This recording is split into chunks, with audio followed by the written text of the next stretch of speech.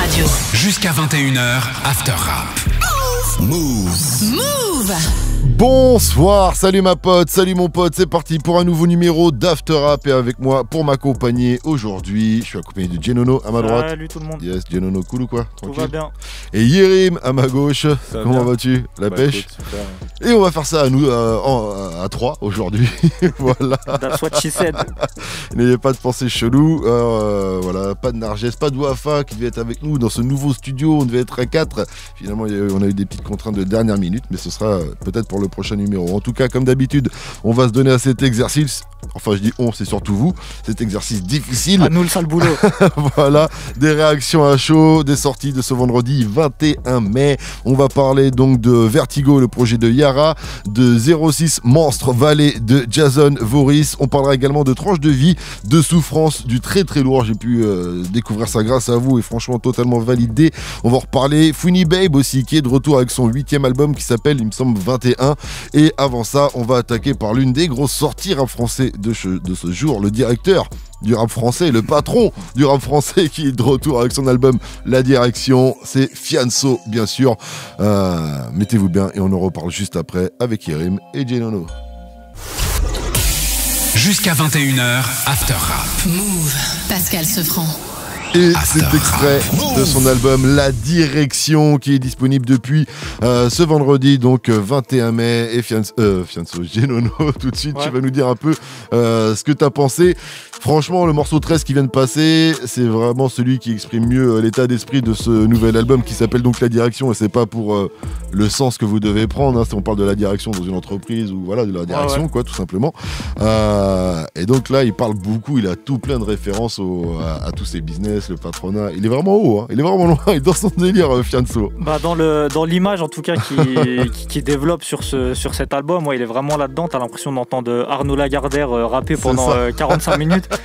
Voire un peu plus et je trouve ça super intéressant et très bien amené en fait dans sa discographie, parce que moi ma crainte en entendant que Fianso revenait avec un nouvel album, c'était qu'il nous refasse un peu Bandit Saleté, c'était un peu une suite de Je suis passé chez So, Affranchi c'était un peu dans la même veine, donc j'avais peur en fait qu'il n'y ait pas forcément de renouvellement artistique en termes d'univers un petit peu global, et du coup ça renouvelle complètement tout son univers et je trouve que ça correspond super bien au personnage.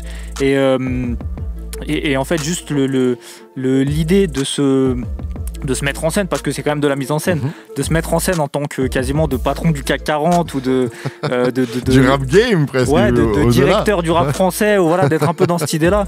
Je trouve que ça amène vraiment énormément de choses à son univers à lui et je trouve ça cool parce que forcément sa vie a beaucoup changé ces dernières années, parce qu'il y a le succès, il y a beaucoup de nouvelles activités, il y a, je sais pas, le théâtre, la télévision, il y a énormément de nouvelles choses dans sa vie, donc forcément son mode de vie a changé et c'est donc logique que sa musique évolue, que ses textes évoluent, et ça a été l'erreur que beaucoup de rappeurs ont pu faire, c'est que leur vie a changé mais qu'ils ont toujours rappé la même chose pendant des années. Ils ont continué à rapper la rue comme s'ils étaient encore dedans alors qu'ils étaient déjà millionnaires, tu vois. Et c'est ce qu'il disait Fianso en gros, il dit ma vie elle a changé, je peux plus rapper la même chose. Il est passé nous voir cette semaine dans Move Rap Club et il expliquait, et Fif il dit, tu te rappelles à l'ancienne j'étais là avec ma bouteille de vodka par exemple, tu vois. Il dit ça je peux plus faire, il a plus envie de le faire, mais il dit je peux plus le faire de toute façon, quoi, exactement. Et il y avait d'ailleurs The Guerre, il dit The Guerre lui il peut encore parce que c'est sa vie. Exactement, bah du coup c'est en termes de cohérence en fait, je trouve ça super concret, super cohérent et voilà, et du coup t'as toute une série de punchlines tout autour du projet qui sont incroyable. Assez et quand il dit c'est le gars presse des platines, quoi. Ouais, c'est ça, ça fait quelques années. Il y a des rappeurs qui détestent Fianso quand ils reçoivent leur platine. Ils savent pas que c'est l'entreprise de Fianso qui l'a pressé, quoi. C'est incroyable, quoi, tu vois. Beau. Et lui, il expliquait même dans l'émission que il était souvent dans des sociétés, il est blanc, quoi. On voit pas apparaître. Donc il sait qu'il y a des rappeurs qui l'aiment pas, mais leurs éditions ou autre chose sont dans ces entreprises, quoi. Tu vois ce que je veux dire? Bah c'est incroyable, là, tu vois, que c'est sur ça où il dit tu parles sur moi mais t'es pas au courant, mais en fait je te fais tapiner. Voilà, exactement, c'est un peu ça, tu vois. C'est exactement ça, ouais. Et c'est là que tu vois que ces modèles de vie ont un peu changé aussi, c'est-à-dire qu'il y a quelques années ça aurait pu être comme d'autres rappeurs, je sais pas, Pablo Escobar ou Gustavo Garia, tu vois, et là ça va passer à, on va dire, à des criminels en col blanc. à des personnages qui sont peut-être un peu dans l'ombre, qui tirent les ficelles. Et en fait, là où ça m'a beaucoup marqué, c'est que il y avait beaucoup l'imagerie des affranchis sur ses albums précédents. Et il a toujours dit que c'était son film préféré et que c'était vraiment quelque chose qui influençait son univers. Et là, pour moi, il y a une imagerie qui est beaucoup plus le parrain, tu vois. Le mec qui tire les ficelles dans l'ombre. Et tu vois, je te coupe parce que Ouais. tu as des extraits. Tu as un extrait de Ah ouais, Monsieur c'est vrai. Alexandre. Et Ouais. je vais te mettre l'extrait de Monsieur Alexandre. Et avant, je vais t'expliquer ce qu'il nous a expliqué. C'est qui Vas-y. Alexandre? Alexandre, c'est un monsieur qui s'appelle Alexandre Ouais. Joury. Et qui est un mec qui a traîné dans des affaires genre Elf Aquitaine à l'époque. Tu Ouais, vois ce ouais. que je veux dire? Donc, il parle d'un grand ponte, tu vois, des mecs Oui, qui a sont, été voilà. conseiller auprès de Chirac, de C'est Macron, ça, il a un peu fait ce genre de ouais, ouais. personne-là. Et le mec lui a envoyé un message vocal pour lui dire ouais, franchement, merci pour le morceau et tout, monsieur Alexandre, ça tue Ok. et tout. Pour dire dans quel genre de Matrix il peut être. En tout cas, extrait du morceau, monsieur oui. Alexandre. On finit par descendre, mais l'heure est sur ma montre, comme monsieur Alexandre. Toujours la pocket, toujours les sacs d'or, toujours des accords à trouver. Toujours l'équipe, t'as pas dit Jeep, j'ai pas dilué, approuvé. Et Donc t'es voilà, devenu une star. monsieur Alexandre qui est donc intermédiaire dans les contrats internationaux, notamment pour l'industrie de l'armement. Ouais, Rien que ça, c'est le c'est début, sérieux. le début de sa bio. quoi, Ouais, tu ouais, vois. ouais. Et juste pour terminer, maintenant le truc qui me fait un peu peur, c'est que je pense que Fianso va être un peu pris en modèle d'identification pour tous les espèces de traders sur Snapchat, tu vois. Et j'ai peur qu'il lance une nouvelle tendance là-dessus. Ça va pas être facile à suivre. T'as un autre extrait, le dernier c'est Windsor, tu le veux? Ouais, je veux bien, ouais. Allez. Les cons dès que j'intéresse n'ont pas de plaque. Quand t'es dans le rap game, je suis dans Black Rock. Je l'incarne et je la produis ton émission. Les cons contrats va remplir tes missions. Je vous annonce la prochaine, j'ai des visions. Amazon, Netflix, France Télévisions. Prête leur mon dos pour que repose le poids. Là, S'il y a quand plus il de parlait frères, d'émissions, des je rappelle qu'il a vendu Rentre dans le cercle aussi dans plusieurs pays Ouais, à travers exactement. l'Europe et à travers le monde. Donc voilà, C'est beau, un beau de ses projet autres de business. beau projet de développement. Et puis ce morceau-là aussi, il est intéressant parce que c'est le dernier single avant la sortie de l'album en fait. Et pour moi, il correspond vraiment à la couleur de l'album dans le sens où t'as pas du tout de single un peu opportuniste ou radiophonique. C'est vraiment du rap pur et dur tout le long. Il avait envie de rapper. Hein. Bah, d'ailleurs, Ouais, clairement, pour finir avec son passage chez nous, il a dit qu'il a têché tous les singles à, genre 10 jours avant la sortie, Ok, avant de rendre le projet, quoi. très bon move. Et donc c'est pour ça qu'il y a des morceaux un peu plus dansants comme c'est Airlines, enfin le morceau avec American Nouveau Airlines. Parrain, pardon, Nouveau Parrain Ouais, avec ok. Snow King, qui est un peu plus ouvert si on veut, Ouais, parce qu'il est balancé bien avant en fait. ok, Donc il pouvait plus le retirer si tu veux du track. Si tu veux. je vois. Donc, voilà. Bon, on va laisser la parole à Yerim peut-être, Vas-y, parce que j'ai carrément. beaucoup parlé. C'est Non, vrai. pas de souci. Bah Et Raymond, écoute, t'écoutes. ouais, effectivement, ce qui te marque en premier, c'est le basculement du Fianso qui allait surjouer, tu vois, la cité jusqu'à Overdose, tu vois. Et qui là en fait va surjouer le côté PDG, quoi, tu vois, le mec tout en haut, tu vois, sur le toit de Paris, du haut de son Et la building, raison, etc. il se place dans les Didi, tu vois ce que je veux Ouais, dire? complètement. Bah, même à un moment, il dit qui fait ou qui fera plus d'oseille que Kenzie. Donc Kenzie, boss du secteur Qui fera, à l'ancienne. Qui fera, voilà. Qui fera plus d'oseille que Dawala. Donc là, c'est par rapport à Watibé, section d'assaut. Donc oui, il a ce truc-là. Moi, je t'avoue, je préfère quand il est un peu plus de recul et d'ironie là-dessus, parce que c'est vrai qu'il a des phases qui sont super bien trouvées. Tu sais, quand il dit infiltré comme Vincent chez Lagardère, où il fait référence effectivement au fait que le groupe Bolloré, le groupe Lagardère, c'est un bourbier pas possible, effectivement, c'est des gros intérêts derrière, etc. Après, c'est vrai que quand t'arrives au 15e name dropping de structure de société, de type de contrat, ou de trucs comme ça, tu dis ouais, voilà, je comprends, mais moi ça me lasse un petit peu. Par contre, quand il mêle ça avec son naturel et sa spontanéité à lui, tu vois, avec son sens de la formule, et que ça donne, tu vois, des phases comme quand je veux grandir, on brillonnait. J'achète un pavillon juste pour aller le cambrioler. Ouais. Tu vois, ça c'est franchement bien trouvé. Après voilà, pareil, c'est vrai que quand t'as vraiment, tu vois, les phases du style mon fils voit tellement le notaire, il croit que c'est son oncle. Et tu dis, t'es une fois, deux fois, trois fois, après tu fais ok, je pense qu'on a capté, tu vois, t'es riche et tout, et t'as plein de sociétés. Mais je trouve que ce qui le sauve, c'est que en fait, systématiquement, au détour d'une phase, il va te faire comprendre que derrière, c'est très sombre dans sa tête. Tu sais qu'il est encore un peu tourmenté, tu vois, machin. Même quand il... même qu'on va dire, ouais, on peut dire quand il s'autocritique, quand il dit ouais, un ex-alcoolique qui a du mal à gérer, etc. Quand il dit que ouais, certes, il monte, mais qu'il sait qu'il est pas aimé, qu'il a forcément de plus en plus de scrupules à faire confiance à tout le monde et n'importe qui, etc. Qui peut être isolé. Tu vois, il a des trucs comme ça. Moi, c'est vrai que c'est plus ce côté-là qui m'intéresse. Après, il dit souvent qu'on lui a souhaité la mort aussi. Voilà, tu sais, il a vraiment le côté le mec à qui on a porté l'œil fort, tu vois. Donc il a ce truc-là. Alors par contre, après, il y a un... Comment dire ? Moi, j'ai l'impression, mais je sais pas, tu vois, ça faudrait... Je pense que c'est une fausse impression, je pense que c'est basé sur l'esthétique, essentiellement. Mais j'ai l'impression que le Fianso en jogging avec son biberon qui sautait sur des capots de voiture entouré de 150 Kaira, s'amusait plus que le Fianso qui est... en costume, il a des problèmes de patron, c'est pour ça. Ouais, c'est pas les mêmes problèmes, donc c'est pas les mêmes, ça donne des cheveux gris. Façons de s'amuser, tu vois. Mais après, je pense que tu t'amuses plus dans un château en vrai, donc il a raison. Lui, il s'éclate en achetant une maison et en la cambriolant, quoi. Ouais, voilà, ça peut être ça. Après, il y a...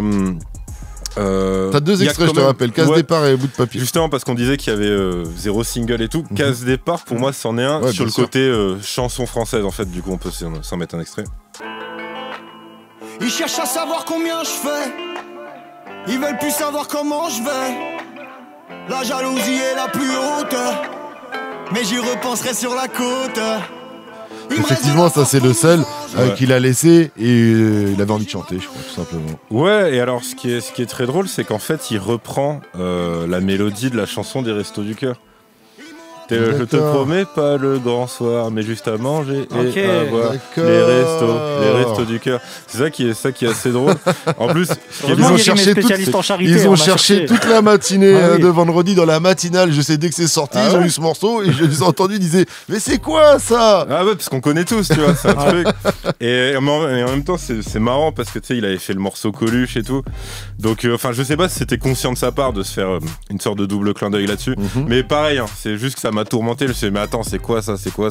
Mais oui, putain, les Restos du Cœur et tout. D'accord. Donc ouais, ça c'est assez marrant. Après, j'aime bien, même si c'était des extraits qui avaient déjà filtré, mais tu vois, le feat avec SCH, parce qu'en fait, Fianso, il a un schéma pas de rime, là pour le coup, il est assez libre, mais de flow. C'est le moment où il va se mettre à découper, le moment où il va se mettre à débiter plus rapidement. Le moment où il va faire un cut sur l'instru ou faire son Fianso, tu vois, les trucs comme ça. Et je trouve qu'en fait, sur le feat avec SCH, il arrive à s'inspirer en fait du flow d'SCH qui est beaucoup plus saccadé en fait, avec des phrases plus courtes. Et donc ça le change un petit peu. Et pareil, il a un morceau, je sais plus lequel, mais où il dit... moi, ton patron ou ton chef de label, je parle à son daron, je parle à son daron. C'est toujours le 13, hein. C'est toujours 13. Ouais. Et ça, c'est pareil, c'est Z, tu vois, de 13 blocs. Et tu sens qu'en fait, c'est une éponge qui se nourrit vraiment de ce qu'il écoute et tout. Donc voilà, après, sinon, des fois, il a des petites bavures, genre la punch. Juste un truc pour m'expliquer cette phase, quand il est passé, il m'a dit, c'est parce qu'il y a des rappeurs, ils parlent à des mecs, ils pensent que c'est des boss. Mais moi, il faut savoir que je parle au mec qui paye le mec qui le paye, quoi. Ouais. Tu vois ce que je veux dire? En gros, c'était ça. De ton boss. C'est ça, tu vois, c'est ce qu'il voulait dire. Et après, ouais, des fois, il y a des toutes petites bavures, on va dire, sur genre la punch sur Reggie Miller, où je pense que Fianso s'en branle du basket américain. Moi aussi d'ailleurs, c'est juste qu'on me la poucave. Mais c'est pas du tout un mec qui joue dans parce qu'en fait il dit ici le gérant du four est mineur, je suis dans la raquette comme Reggie Miller. Et Reggie Miller c'est pas un mec qui joue dans la raquette en fait. C'est quoi ça à l'extérieur? J'ai dit j'y connais rien non plus, hein, je suis un escroc donc Quel escroc Et après non, l'autre bavure je trouve, mais c'est plus en termes de timing, c'est que apparemment il kiffe se comparer à Bonaparte. Ce qui est pas le meilleur truc en ce moment et tout par rapport à l'esclavage et tout. Et sinon... Il avait posté sur ses réseaux une photo où il était un peu en style Bonaparte. Non, je le préfère en Vegeta ou en Freezer. Mais, et après, il y a un truc qui est méga symbolique pour moi. Freezer, niveau génocide, c'est pas super non plus. Hein. C'est vrai, mais au moins, c'est de la fiction. Tu vois. C'est vrai, je te l'accorde. Tu vois, il n'y a pas une commémoration mémorielle pour les Saiyans et tout. Tu vois. Mais en gros, un truc méga symbolique, c'est qu'en 2011... sur le morceau Need Money, je crois. Il disait Need Money Gang, on arrive, on fout la merde et tout saigne, on casse la gueule à Bruce Wayne. Et là, quand il name drop Bruce Wayne, c'est pour dire je suis comme Bruce Wayne. En fait, tu peux m'appeler Bruce Wayne et tout. Donc là, il a le manoir maintenant. C'est ça, tu vois. C'est le mec de la rue, tu sais, qui est arrivé au statut sur le toit de Gotham. Donc voilà. Juste pour terminer, on va mettre le petit extrait quand même de Bout de Papier avec Sifax. Tu voulais me canner, j'ai pas oublié. Tu voulais me canner, j'ai pas oublié. Tu voulais me canner, j'ai pas oublié. J'ai mis ton nom sur un bout de papier. Tu crois que j'ai zappé, poto, j'ai noté. Juste un peu plus de lové, je vous fais. Je suis pas dans un film, c'est la réalité. On n'est pas tigeants, on braque des gens. Et on fait de dans le couplet de Sofiane, quand il termine son couplet, lui il termine par mets ton nom petit sur le, mets ton chiffre sur le papier, mets ce que tu veux. Mets ce que tu veux, c'est bon. Ce que tu veux. Elle est stylée la phase, avec en plus, comment il s'appelle, Sifax qui termine lui son couplet avec depuis que j'ai donné mon prix, ça y est, j'ai arrêté quoi. Tu vois, j'ai arrêté la street. Ça fait très, tu sais, les scènes de film où t'as un gars, tu sais, qui prend un mec sous son lait qui lui montre la ville, tu vois, depuis un toit, et qui fait un jour tout ça sera à toi. C'est rien ça. C'est grave ça. Tu vois, on parlait de Didi, une fois j'ai vu sur l'émission, c'était une émission avec les gamins qui font mon incroyable anniversaire. Okay. C'était un des fils de Didi justement, il va le voir en haut de son building, dans la tour, il arrive et tout, et Didi il sort une carte, il dit va t'acheter la ville mon fils. J'étais obligé de la sortir, ça avait fait Ils ont pas les mêmes problèmes. Ils ont pas les mêmes problèmes, c'est ça. Juste pour dire, en tout cas, les deux gros feats, c'était SCH et Soul King qu'il a envoyé d'abord dans les deux premiers singles, et après donc on retrouve Sifax qu'on a entendu sur Bout de Papier. Il y a The Guerre aussi sur C'est la loi, et Kenem sur Je te raconte pas, donc des artistes affranchis musique. Kenem qui est le tout dernier. Le tout dernier, voilà. Et franchement, ils apportent tous quelque chose en fait. Ouais. Tu vois, c'est pas, ils s'intègrent tous très bien à son univers de trompa quoi. Donc voilà. En fait, c'est vrai que tu vois, s'il avait fait une sorte de tube avec Hustle Enfoiré à la Hustle Enfoiré, ça aurait fait bizarre, tu vois, au milieu. Voilà. Tu vois, un genre Dorma Rapta, en fait, ça n'a pas sa place là-dessus. Ouais, on est d'accord. Euthanasie pour la suite du son, c'est La Fouine avec Dinor. Et c'est extrait de 21, le dernier album de Fouini Babe. On en parle juste après. Donc, ce sont Euthanasie sur votre avis pop sûr. After Rap. Move. Pascal Sefranc. After Rap. Move. Et on attaque avec Genono parce que Genono t'es du 7-8 et Fouini Babe il est du 7-8. Donc voilà. Privilège. Ok, La Fouine, alors c'est ce qu'on disait hors antenne, ça fait plaisir de rentrer dans La Fouine qui est vraiment dans le rap et pas dans la tentative de single. Pour moi, ce projet, il me rappelle un petit peu un projet qu'il a sorti il y a quelques années qui s'appelait Sombre. Je crois que c'est 2019 ou 2018, enfin c'est dans ces eaux-là. Et où il était vraiment dans un mode rap, toujours dans son univers un peu street. Et où juste il venait pour montrer qu'il savait toujours découper quand il fallait découper, qu'il savait toujours kicker quand il y avait besoin. Là pour moi il est un petit peu dans le même état d'esprit, avec un peu les mêmes qualités, les mêmes défauts qu'on lui a toujours connus. Du point de vue qualité, c'est vrai que c'est un mec qui sait rapper, il n'y a jamais eu de souci là-dessus, qui sait incarner son personnage, qui a ce côté décomplexé qui fait du bien, parce que quand t'as un album de pur rap comme ça tout du long, c'est bien qu'il y ait un petit peu de moments de récréation, disons, ou de petites punchlines un peu qui vont te faire sourire. Plus aussi le côté où il sait faire de la chanson, s'ouvrir, faire des morceaux qui sont très influencés par toute la chanson française qu'il a toujours écoutée et qu'il a toujours revendiqué comme des fortes influences. Après, du point de vue des défauts, c'est toujours les mêmes, c'est-à-dire que tu as toujours ces punchlines qui tombent un peu à plat, avec ces jeux de mots et des choses où tu dis non, en fait fallait rester dans quelque chose d'un peu plus sobre. C'est vrai que des fois il y en a quelques-unes, mais je crois qu'il le fait exprès, je pense. Ouais, peut-être, ça fait aussi partie du personnage. C'est son style, quoi, un peu.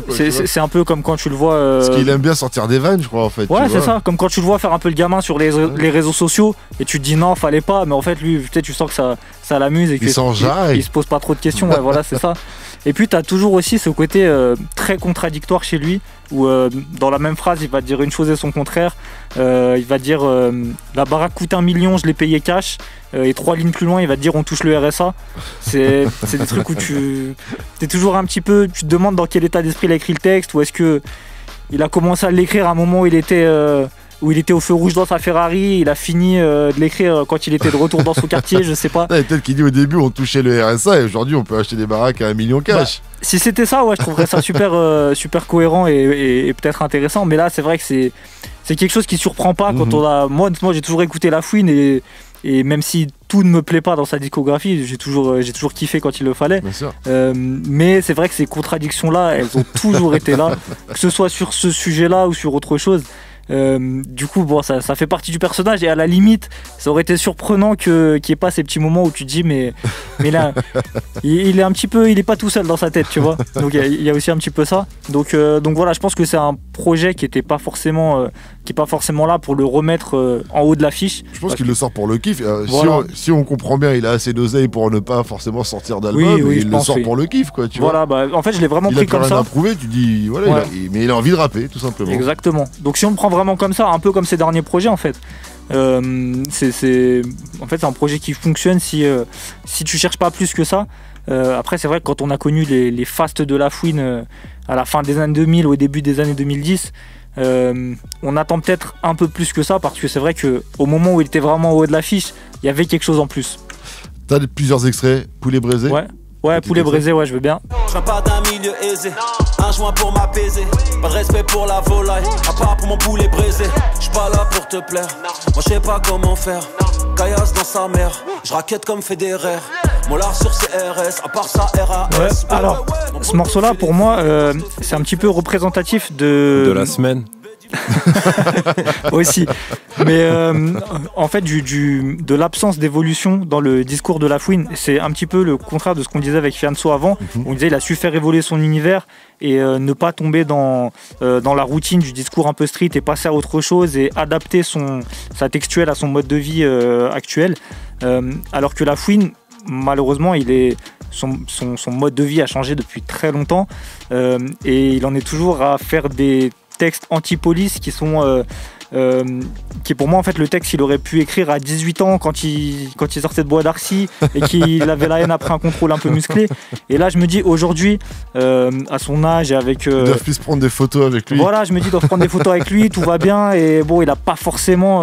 je me dis cette haine anti-police, c'est pas forcément à lui de l'exprimer, mais peut-être à des rappeurs plus jeunes ou à des rappeurs qui subissent justement ces contrôles à longueur de journée, ou je sais pas, ça viendrait de The Guerre ou de 13 blocs. Je me dirais bon, là c'est cohérent si tu veux avec l'univers.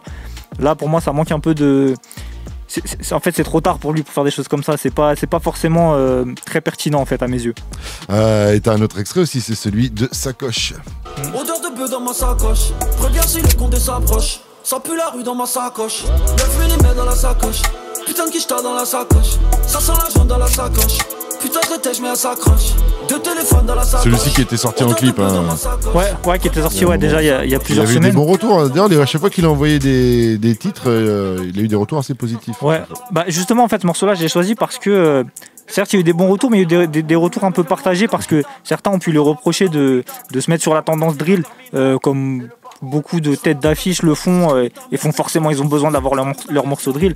Et en fait, je trouve que certaines critiques n'étaient pas forcément fondées, parce que en fait, La Fouine, il s'est toujours adapté à la tendance, aux nouvelles sonorités, même s'il a toujours gardé sa base un peu rap des années 2000, mais il a toujours su s'adapter, toujours prendre des prods un peu récentes.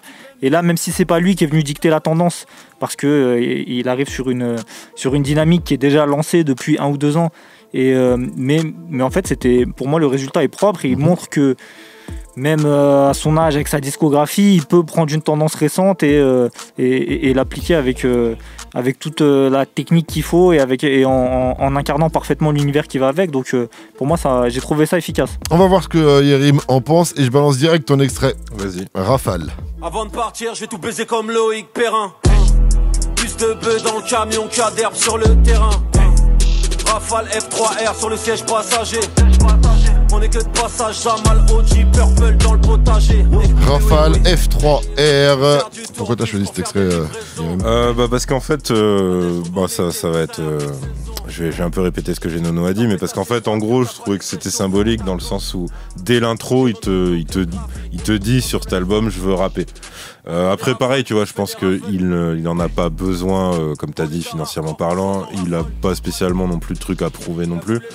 Mais je pense qu'en fait, c'est lui, par rapport à lui-même, qui se dit, ouais, c'est quoi la mode en ce moment? C'est effectivement la UK Drill. Bah vas-y, moi je vais m'y frotter, etc. Tu vois, vu qu'effectivement, quand il était dans les têtes d'affiche, une de ses particularités, c'était aussi de savoir s'adapter aux différentes tendances. Je pense qu'il a ce côté-là. parce qu'en fait, la UK Drill aujourd'hui, c'est une des formes qui te permet de kicker, en fait, de faire le plus de démonstrations, en tout cas, de rap pur et dur. Donc je pense que ouais, il s'est calé sur ça. Évidemment, ouais, tu peux dire qu'il y a aussi le côté opportuniste parce que c'est la tendance actuelle. Mais je pense que lui, ça l'a mis bien, tu vois, en termes de performance au micro. Je pense que c'est ça qu'il cherchait. Après, il y a une grosse partie du public de La Fouine qui l'aime pas forcément pour son côté de kicker, mais qui aime le côté Laoni quand il chante, tout ça. Il y a des morceaux qui vont dans ce sens. Aussi, je vais mettre un extrait de Dans la zone. Genoux au sol, moi je demande avec les paumes. Moyen 9 dans un petit F4, 39 square Jean Massé. Qui aurait cru qu'on aurait des Italiennes, laisserait les clés au valet, qu'on dormirait dans des putains de villas, qu'on aurait voilà le genre de son avec qui l'ont rendu populaire quand même. Complètement. Après bon, le truc c'est que là pour le coup, ça me rappelle limite, c'est tous les. Enfin, ça aurait pu sortir à l'époque de Tous les mêmes. C'est le même, c'est exactement le même genre de.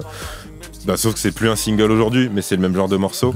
Il y a, pour son côté, ça a toujours été lui aussi un énorme kiffeur de variété chansons françaises.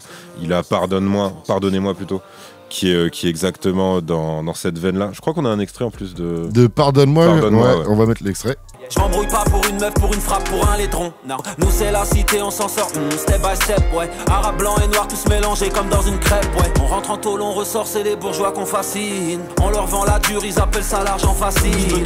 J'ai trop fort La Fouine sur ce morceau, il m'a fait kiffer. En fait, le flow et tout.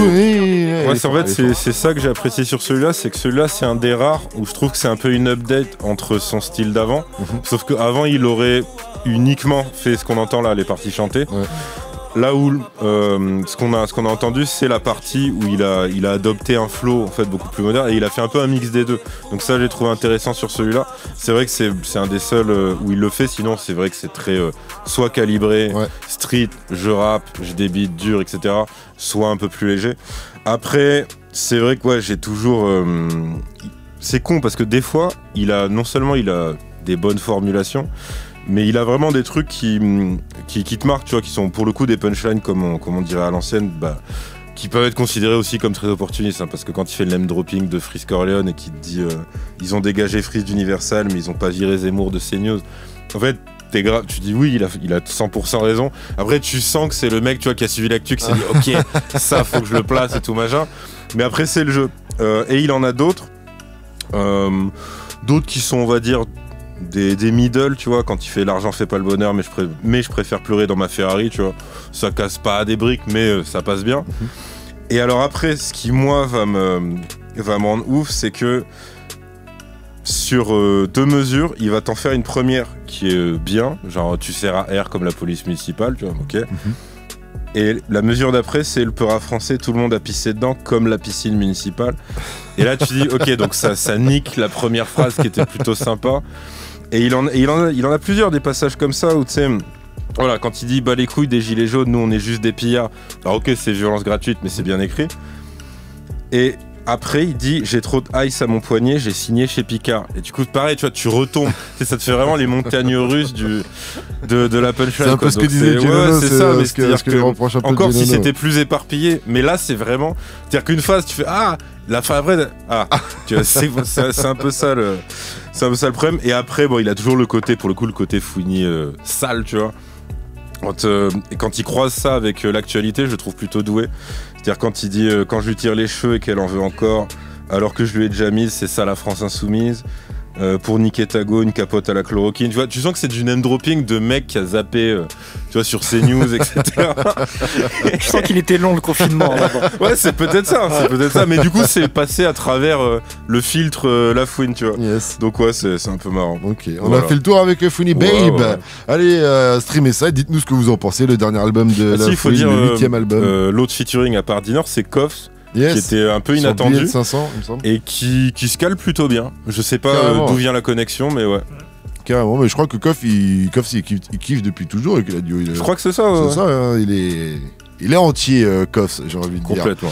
Restez connectés sur votre radio hip-hop sur. On poursuit maintenant avec Souffrance qui a sorti son projet Tranche de vie. Tranche de vie, merci Yeri. Mais tout de suite, on écoute le morceau Vandame et on revient juste après. Souffrance, je disais tout à l'heure, j'ai découvert ça grâce à vous et franchement, c'est du très très lourd. Jusqu'à 21h, After Rap. Move. Pascal Sefranc. After Rap. Cet extrait de son album Tranche de vie, un album 20 titres disponible depuis aujourd'hui, depuis ce vendredi 21 mai. Et tout de suite, j'ai balancé un extrait, tiens, de son morceau Étoile filante. C'est un des rares morceaux qu'il a clippé. Extrait. Balance un beat, on le saigne. On sait que tu sais que c'est comme ça qu'on le fait. Je rappe tellement excellent, tu ressens les accents circonflexes. T'es circonspect, pourtant c'est pas si complexe. Y'a pas d'explication de texte, mais je vais te remettre dans le contexte. Roule un ouin, je te tèche pendant que les deux t'essèchent. Wesh les refs. Donc dis-moi tout, Yérim. Est-ce que tu connais est-ce qu'il y a les beatmakers? Parce que franchement, ce que je disais là à Genolo, on dirait qu'il a des prods tout droit sortis d'un disque dur qui ressort de 95 ou un truc comme ça. Tu vois, je disais s'il y avait Daddy Lordi qui arrivait pour kicker, ça ne m'aurait pas étonné derrière ou un bail comme ça. Parce qu'on est un peu dans cette ambiance, mais version bien sûr 2021. Donc c'est que Genolo me parlait de l'usine. Ouais, parce que donc c'est Souffrance, c'est un rappeur de Montreuil qui appartient au crew l'usine avec un Z, connard. Qui et donc il a des prods de Tony Toxic, qui est un de ses acolytes du groupe. Il a putain, j'avais oublié ça, mais il a aussi le regretté DJ Duke. D'accord, qui t'a fait avec. Et il y a aussi un crew de beatmakers. Enfin, je sais pas si c'est un crew, un mec tout seul, mais t'as Misère Record et t'as j'en avais repéré un autre qui faisait nom d'équipe de beatmaker. Je suis désolé, je l'ai pas noté. Mais il a quel âge, du coup, il est de quelle génération? Tu me parles de DJ Duke, qui était quand même un ancien, tu vois. Donc du coup, je comprends un peu mieux du coup la couleur des prods. Faut préciser, oui, l'usine, c'est un crew en fait. Ils sont là depuis le début des années 2000. En tant que groupe structuré, mais donc ils ont tous, tu vois, commencé machin, et après ils sont. DJ Duke était le DJ d'Assassin, juste pour situer plein de qui... DJ Duke, voilà, entre autres. C'était un Oriens qui était sur beaucoup de tournées en tout cas avec Rockin' Squad, comme t'as dit. Et donc ouais, l'usine en fait, pour le coup, tu peux sans les rabaisser, les qualifier d'underground, parce que pendant vraiment de très nombreuses et très longues années, ils ont opéré dans l'ombre et tout, et de toute façon ça se sent dans leur style que c'est un truc qu'ils assument, voire qu'ils revendiquent. Et là, concrètement, ce qui s'est passé pour Souffrance, c'est assez beau, parce que ça faisait assez longtemps que tu vois qu'il n'y avait pas eu ce qu'on appelle un braquage dans Planète Rap.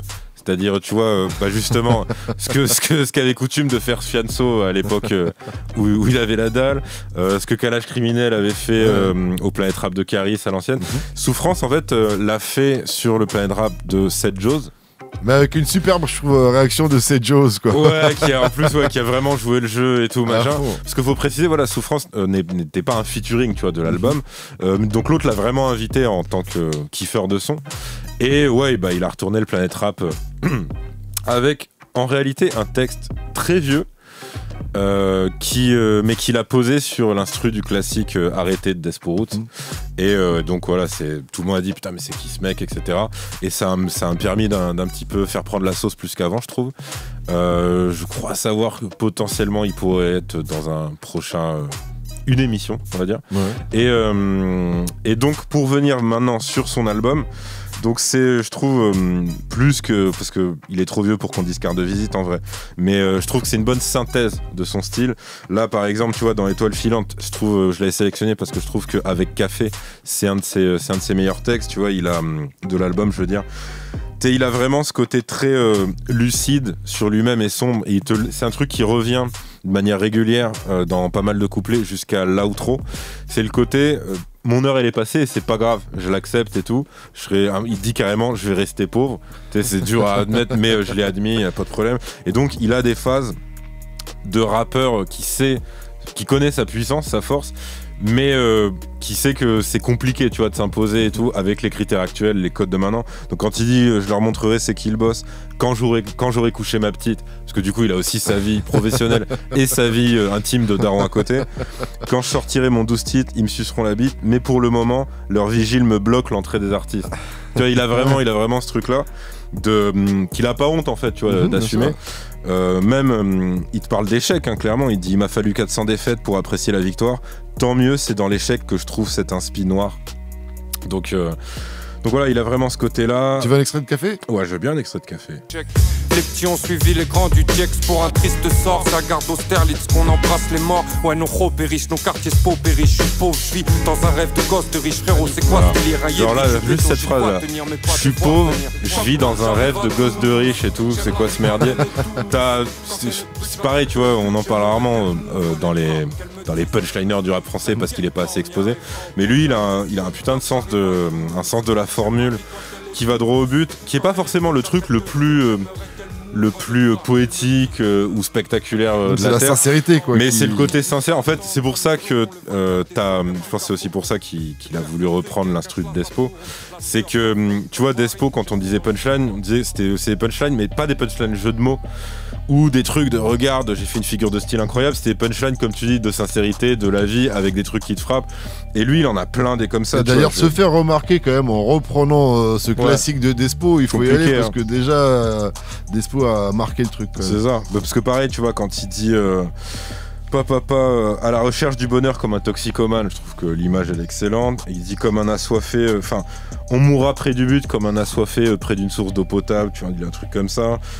Il a le côté, comment dire, pas comme un puriste de la haine qui serait plus LTA, mais plus comme un mec qui comprend que ça le nourrit malgré tout. Tu sais, quand il dit quand je te crache au visage, cette haine elle est tellement criante qu'elle en devient douce et apaisante. Il a vraiment le côté qu'il assume, le côté exutoire de son peura. Donc j'aime bien. Et après j'aime bien aussi le côté, il a plein de rêves dans rien décomplexé. C'est-à-dire que lui il va te dire je rappe des trucs incroyables comme 4 noirs sur un bobsleigh, donc Rasta Rocket. Je viens défoncer tous ces nazis comme Bruce et Jackie. Donc là je m'y connais pas assez, mais j'imagine que c'est Bruce Lee et Jackie Chan. Ouais, y a moyen. Et puis après il y a aussi le côté blues du Big Raver qui arrive en fin d'album, où pareil il a un côté on fait ce qu'on fait, donc pour le coup il te parle de vendre du pilon et de lacets. Mais il a vraiment ce délire de dire c'est parce que j'avais pas vraiment le choix, mais tu le sens que c'est ni une honte ni une fierté pour lui. C'est plus un truc qu'il te raconte et il dit au final c'est un quotidien plutôt pas glorieux, plutôt glauque et il a pas, enfin tu vois, il a pas honte de te le dire. Donc ouais, je trouve comme t'as dit le mot clé c'est sincérité. Bastard, mais je suis pas sûr. Mais c'est pas impossible. Ah ok, parce que je me disais ouais, est-ce que c'est pour défoncer dans le sens kung-fu ou est-ce que c'est ok d'accord. Non, je crois que bien vu. Moins ancien que je pensais alors. Voilà. Donc voilà. Jenono, tu vas nous dire ce que t'en penses aussi. Je te mets un extrait direct de son morceau Bruce Wayne. J'entends parler de Palestine, de millions de morts au Congo, mais ma rétine reflète le boule que t'affiches sur les réseaux. Même si je calcule plus trop toutes les théories du complot, je suis sûr que la montée de l'extrémisme fait partie de leur chez pro. Ah, il est chaud, il est chaud. T'as vu, les mecs du 9-3, ils ont cette connexion avec Gotham City. Mais c'est quoi leur problème avec Bruce Wayne? Alors, lui, il a plus Bruce Wayne, Sofiane à l'ancienne ou nouveau Fianso? Dans son côté Bruce Wayne à l'ancienne, c'est pour ça, mais peut-être qu'il y aurait une connexion entre le Bruce Wayne actuel et le, tu vois. Mais ouais, quand il dit 93 c'est Gotham, des chauves-souris et des clowns tristes, c'est pareil, tu sens la comparaison elle est pas gratuite. Mais vas-y, je te laisse. Jenono, on t'écoute. Ouais, l'extrait qu'on vient d'entendre est assez représentatif du personnage, dans tout son cynisme, dans le sens où voilà, il va te raconter que effectivement il est très touché par ce qui se passe en Palestine ou au Congo, mais que finalement son attention est retenue par le cul qui vient de voir passer sur Instagram, tu vois, et c'est vraiment, il le dit pas de manière gratuite ou c'est vraiment quelque chose de, en fait, il prend du recul sur lui-même. Il se rend compte que malgré les choses graves qui se passent dans le monde, il peut pas faire grand chose et il est retenu par des choses futiles quoi qu'il arrive. C'est un peu cynique quoi. Aussi. Ah ouais, il est très très cynique dans son discours et dans sa personnalité fataliste, ouais, carrément. Tout à l'heure, Yerim parlait de LTA, le téléphone arabe. C'est vrai que moi, quand j'écoute Souffrance, j'ai souvent l'image de LTA en tête parce qu'il y a vraiment ce côté très cynique dans tout ce qu'il raconte, même dans son humour. C'est souvent, quand il y a de l'humour, c'est vraiment de l'humour noir. Et puis tout ce que t'aimes. Ouais, franchement, ouais, moi ça me parle beaucoup. Et puis, pareil, on parlait tout à l'heure du côté blues du Big Raver. Alors, c'est quelque chose qui est très à la mode dans le rap français depuis PNL, mais qui était déjà très présent chez lui et chez l'usine de manière générale depuis bien plus longtemps. Et puis, pareil, quand il va te le raconter, alors c'est vrai, quand il te raconte son quotidien de dealer, il pourrait te raconter qu'il travaille à la poste et qu'il distribue des courriers toute la journée, ce serait vraiment exactement pareil. C'est-à-dire que c'est la même lassitude, le même quotidien sans, la routine sans chiante. excitation. Ouais, clairement. Et il te le dit même, c'est même triste en fait la manière dont il le raconte, parce qu'il dit les schlags que je sers profitent plus de la vie que moi. Donc tu dis si t'en arrives à ce point-là. Mais si tu te rappelles, il y quand même avait dur. Elle est lourde. dans un dernier featuring, je sais plus sur quel projet, mais t'avais Deauzy qui avait un couplet où il te dit qu'il envie son Yankee en fait. Ouais. Que ça correspond à ça, mais sauf que Souffrance, il en fait un morceau entier quoi. Ouais, c'est ça. En fait, c'est un peu le même principe que le vendeur dans un magasin de luxe qui envie ses clients en fait à la fin parce qu'il se dit que leur vie est peut-être un peu plus palpitante que la sienne. Donc voilà, après sur le projet dans l'ensemble, il faut quand même dire que ça reste un projet, c'est très dense en termes de prod, c'est très orienté, on va dire rap des années, rap déjà un peu old school des années 2000. Donc c'est pas, disons, faut être averti avant d'y aller. C'est pas forcément quelque chose qui va parler à des auditeurs de la nouvelle génération ou disons qui sont habitués à d'autres types de sonorités. Ce qui est bien avec Souffrance, c'est qu'il a pas ce côté, même s'il est vraiment là-dedans dans du rap. Tout à l'heure, Yerim parlait d'underground, là on parle un peu de old school. Contrairement à d'autres rappeurs qui sont un peu dans cet univers-là, il a pas du tout le côté notre rap à nous, c'est la vérité. Ouais. Et l'autotune c'est pas bon, la trappe c'est le diable, etc. Il est pas du tout là-dedans. Et en termes de... Il en a quelques petites quand même, mais pas au point de donner des leçons. Oui, voilà, cool. C'est ça, c'est exactement ça. Petit extrait encore, tiens, de Mauvaise Nouvelle. Dépité comme un clock automatique devant mes chocopops. Truc est acrobatique, je suis asiatique dans un jeune. Pour mes casses au motherfuck, on a réparé l'ascenseur social avec la Coca-Cola. Mauvaise Nouvelle donc, et puis on va mettre un petit dernier extrait parce que vraiment j'ai kiffé. Alors on met un morceau de Meurtre. Triple stick, verre de scotch, le vitch colmate. À l'école une trentaine, de Red Bee dans la trouche. Tous 4 phrases, ils sont plus dans la course. Ils comprennent, branche sur le pipeline, leur manque jusque la source, ça va chier à pénurie de couches. Voilà, en tout cas, si avec tout ça on vous a pas donné envie d'aller écouter un peu de Souffrance, c'est vrai que ce nom déjà est quand même... Tu sais où tu mets les pieds. Tu sais où tu mets les pieds. Après, il faut préciser que on a beaucoup parlé de Despo pour ses influences parce que c'était le plus évident suite au freestyle. Mais t'as, sur je sais plus quel morceau, sur Simba, t'as des scratchs de Tandem, Ali et Roca même. Pour donner un petit peu. Et il y a des scratchs là, ça fait plaisir. Et il y a des scratchs. Rien que ça fait plaisir. Et il y a la phrase, les politiques avant de les gifler, faut les pendre par les pieds. C'est plutôt sympathique. C'est une opinion, c'est un point de vue, on va dire. Je vous propose de parler, il nous reste que quelques petites minutes. J'avais annoncé qu'on parlerait de Yara, on n'aura certainement pas le temps, on en parlera la semaine prochaine. Mais parlons de Jason Voorhees, ça vient du 06, petit extrait de son morceau 06, Monstre Valley. De ce putain de trophée, on est venu s'en emparer. 06, Monstre Valley. Hey. S'ils sont des Kaira en T-Mals, des bikers en Harley. 06, Monstre Valley. Hey. Monstre Valley, c'est aussi le nom du morceau. Et c'est le dernier clip qui est disponible depuis aujourd'hui. C'est un projet un peu concept, parce qu'il y avait déjà le morceau France Télécom qui était sorti il y a déjà un bon petit moment. Je mets l'extrait ou tu vas en parler avant? Il n'est pas présent sur l'EP justement, ce morceau-là. Il n'est pas présent sur l'EP, exactement. Moi je l'ai sélectionné pour dire que c'était dommage qu'il soit pas présent sur l'EP parce que c'est un morceau qui m'a traumatisé. Eh bien on écoute ça, vite. J'ai coulé ma witch à la prochaine récolte. As-tu le manché les couilles pour me donner des ordres? Les keufs se suicident comme chez France Télécom. Lui aussi dans le cynisme et tout ça, et dans un délire aussi, Jason Voorhees. Vas-y, Genono, on t'écoute. Rapidement. Très rapidement, parce qu'on arrive à la fin de l'émission. Perso, c'est un projet que j'attendais énormément, parce que Jason Voorhees, c'est peut-être le rappeur que j'écoute le plus sur l'entièreté de l'année. Du coup, j'attendais des inédits de lui, parce que c'est vrai qu'il sort peu de morceaux malheureusement. Alors là, c'est un projet qui récapitule un petit peu des morceaux qu'il a déjà sortis, comme Philanthrope ou Je suis béni, des morceaux qui sont sortis ces dernières années ou ces derniers mois. Et puis à côté de ça, t'as pas mal de featuring. Alors moi, c'est peut-être là-dessus qu'il y a une petite déception, parce que j'attendais vraiment des morceaux solo de lui, parce que même si les featuring sont de qualité, je pense par exemple au morceau qu'on a écouté, 06 Monstre Valley, t'as un couplet de NIZ qui est assez qui est assez exceptionnel. Mais du coup, moi, j'attends vraiment que du Jason Voorhees en fait sur un projet de Jason Voorhees. Donc ma petite déception, elle est là-dessus. Ok. Mais je suis très content d'avoir quand même des couplets inédits de lui. Et j'attends fort l'album qui devrait arriver et qui est annoncé en gros par ce EP. Justin Bieber, ce morceau-là, c'est un inédit. C'est un inédit, ouais. Et c'est Yerim qui a choisi que c'était un petit extrait que je vais mettre. C'est à 15 ans que j'ai connu Justin Bieber. À l'époque, pas d'iPhone, j'avais juste un bib. Quand je rentre en boîte, je donne un petit plus au vide. Jason Voorhees, c'est bien plus qu'un deal. Tellement facile d'accuser le dealer. J'aime bien cette Il ne fait que fournir la demande.